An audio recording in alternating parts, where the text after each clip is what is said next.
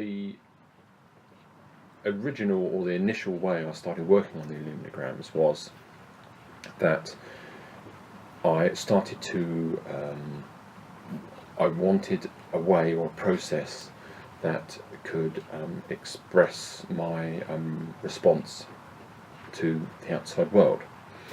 Saying that, how I came to that point was I'd spent some time on the beach studying a particular beach quite intensely for a long time, and you get to, when you're at a certain place like that and you're studying for such a long time, you get to a certain type of understanding which is kind of unexpected. It kind of comes on you. You find that you're beginning to think in unusual, strange ways that quite often you can't explain, and some of the results you start looking for are quite unusual. You're not looking for the standard results that you had been looking for before. Your eye starts changing, and what you want starts to change. And I spent 8 years on the beach, and that was a long enough time for me to understand how I was responding to what was on the beach. It sounds quite a strange thing to talk about, but when you're on the beach, or when you're photographing for such a long period of time, that you begin to become more self-aware. You begin to understand more about yourself and how you work and what your specific thing is. It's kind of like a drug, really. It's like you need that high. You want that thing, and you will do whatever it takes to get it. And you can't just keep on repeating the same thing over and over again, because it doesn't give you that same sensation. So you have to look and go further and try different things until you do find that sensation again. And it's that inner sensation, that inner want, and that inner need, and the recognizing the sensation itself when you get it, that came to a point where, when I was on the beach, I realized that the sensation that I was getting when I was actually photographing and seeing things on the beach, if I went home and I moved I cut out some bits of paper enough, I moved those around, then I got the same response or within myself as I did when I was on the beach. So I could get bits of paper and I could move them closer together, and the response would change. I would find them more exciting, for example. And that could become, so you could extend that to drawing lines and moving paper onto next to the lines and different shapes. So the way the different shapes worked against each other, and the different lines worked against each other, and the textures worked against the shapes, and it's like limitless, this amount of different combinations you could get. But I discovered, and it was such an important discovery, was that it was the same as I was getting on the beach. Exactly the same. For me. So I then realised that I've got to a point where I've learned so much on the beach, and I understand how my sensations so much, is that I did not need the beach anymore, or reality, come to that, anymore, to get that sense of satisfaction, or that need that I had. And I could get it from moving shapes around and lines, and it kind of like triggered in my mind that lines and shapes and textures really were the base of it all for me.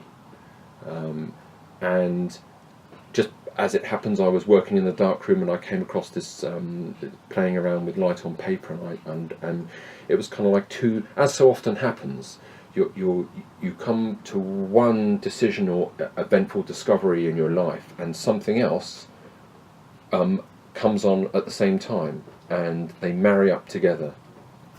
So I'd come to this way of thinking after spending that time on the beach, and then the Luminogram process came along. I'd started working on it, and it seemed like such a brilliant way of showing what I wanted to show, and they married up so well. And the marks made with the luminograms, once you'd gotten past the many technical difficulties that seemed to sort of lie in your way, and once you'd worked and tried it out and tried lots of different things, and worked on so many different steps to try and get what you wanted, to get to a point where you were producing something that was repeatable and satisfied the need that you had, then it kind of blossomed. I began to realise that what I had was a process that would allow me to make a mirror of my response to a subject. So I wasn't working in any way as a physical copy of the subject. I was looking as at producing a mirror of the response to the subject. And by that I mean I would see something, for example, it could be any subject at all, and then I could recognise the sensation that was happening when I saw that thing and what excited me about that thing or that event, and then I could go into the darkroom, and through using, just by moulding light and just changing light and controlling it in a particular way and making the paper, the silver gelatin paper, translate it into marks that I wanted, you could get a accurate representation of how I was responding to the original subject, because I looked at the subject, I responded in a certain way, and I would create this piece in front of me until I was responding the same way. And that's what I mean about understanding how you are responding to a subject, because if you recognise how you're responding to a subject, then you can use that in any medium. As soon as you recognise and you can remember that way of the way you're responding to a particular thing, then that can be used with anything. And I've happened to use it with the Luminogram process, which seems to be such an incredible way of working. It seems to have so many features that lend itself to this type of work. And I don't think the luminograms are abstract. That they can look abstract but I always think of abstraction as an abstraction of reality. But they're not. They're not an abstraction of reality. They are quite an accurate representation of my response to reality, or my response to a subject. And that way of thinking, even it took me a long time, I'd say about a decade, to get to that point of understanding of myself. But once you reach there, it's a strange way of understanding, because you can apply that way of thinking to so much. It gives you a certain self-confidence. You begin to know or recognise when you're doing the right thing more easily than if you're just sort of hoping and guessing.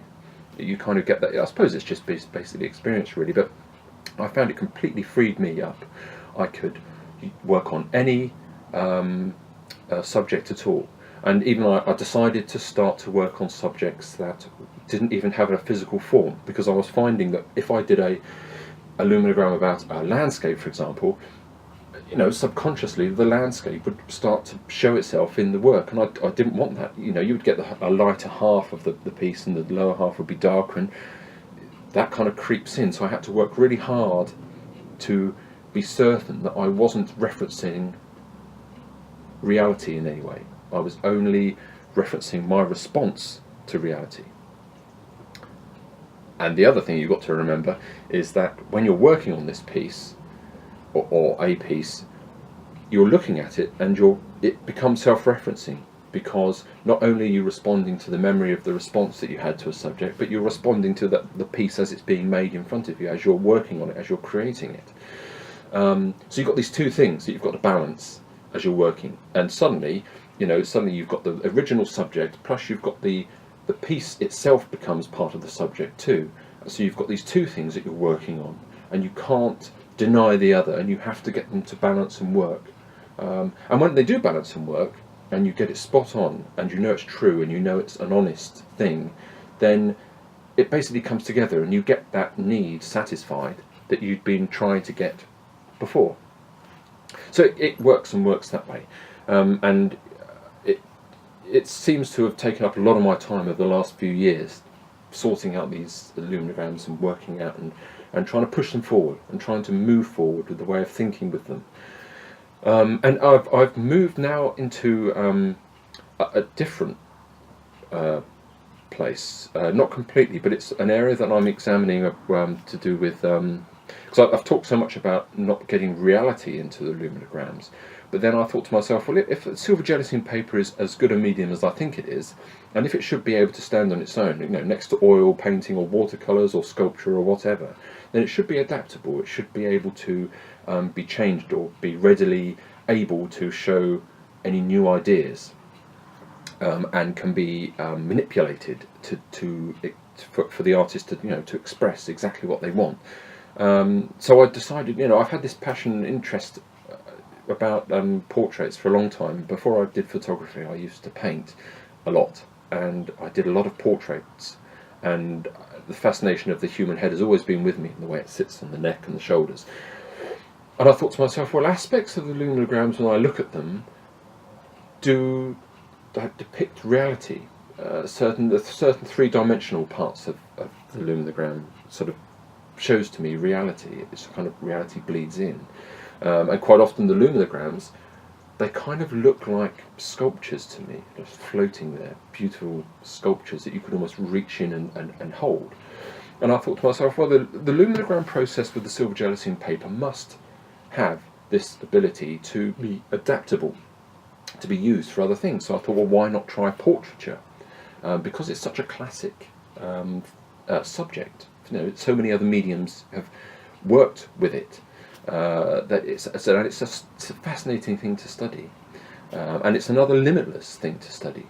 So I've been working with that. It's a completely different way, or nearly a completely different way of working. It involves actually bringing aspects of reality and getting the basic structure of the human head correct, which is a tough one. It seems to be a lot harder, because you have to get that reality there. You have to have it looking real. You have to have the head looking heavy. It's got to look like it's actually sitting on the neck and the shoulders. And you begin to realise, or I began to realise, how important every single tiny angle is to make the reality come through. But I didn't want it to be luminogram portraits that are recognisable as people. I didn't want them to be caricatures or anything like that. I just wanted them to be like a generic portrait, like a head of anyone. I just wanted to follow the basic rules of how the head sits on the shoulders and how gravity pushes down, and it's like an experience or a head of all of us, really. And I wanted to somehow encompass that in the work, plus make it interesting and show the marks and make it an obvious portrait that has been done using just moulded light, and letting the silver gelatin paper react with that moulded light in a magical way and translate it and become dark and light and have sharp edges and soft edges and build up the human head and build up the jawline and the neck and the shoulders. And it's a wonderful process. It's a wonderful medium to be able to do all of this, and it kind of shows to me that how adaptable it is, and it's certainly an area that I'm going to push forward in.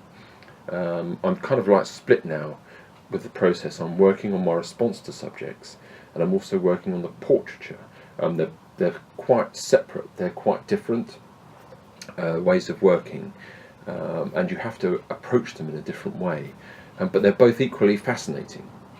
They're both sort of they've got a lot of legs in them. I can imagine the portraiture and showing my response to a subject. It can take me a long time and a lot of alterations to before I start to get the feeling that I need to, dramatically move on. I may not even ever get to that point. I'm constantly changing the process, so everything is constantly evolving, because there are so many steps in the process of making these that I just have to tweak a few, or tweak some chemical temperatures, and then things come out differently, which is exciting and a bit confusing sometimes. But it's very much like it's a process that I've been looking for a long time, and it's a process that it feels like it's something that is for me to take into my old age. It's like a comforting way of being able to explore and push forward, and it feels like it's something there that's with me now. As I get older and older, I will be able to adapt it and adapt it. I don't think it's going to be anything where I come to a dead end. And I kind of think of it as a continuation from Poppet, because I did all that time at Poppet Sands, which was like an education. That felt like it was my education, and it really feels like all that time has built up to the Luminogram part of my life. And like I said, I think it's something that's going to adapt and be adaptable and evolve and change, and hopefully I'm going to be able to take it into new places. But it has that ability and strength that I think I'll be able to have it with me for, like I said, as I get older and older. And I can just imagine myself in my old age still taking the most basic, simple recipe of light and silver gelatin paper, and controlling the two and making the two dance with each other, and letting the silver gelatin paper translate what I am directing onto it. And that's, to me, it's a goal worth aiming for. And working in art always seems to be, it's quite a frightening place. It can be, because you quite often you don't know where you're going, or where you're going is going to be exciting, or whether you're going to be rewarding for you, or even if you're going to go down a completely dead end and nothing's going to be there, and you've just been wasting your time and wasting your money. But the Luminogram process, to me, it feels like a kind of it's a way to move forward, and it's a warm and welcoming way to move forward, and it's a way of moving forward into something new that hasn't been done before, which is always really important to me, and I'm just excited about where this simple thing of silver gelatin paper can be taken to next.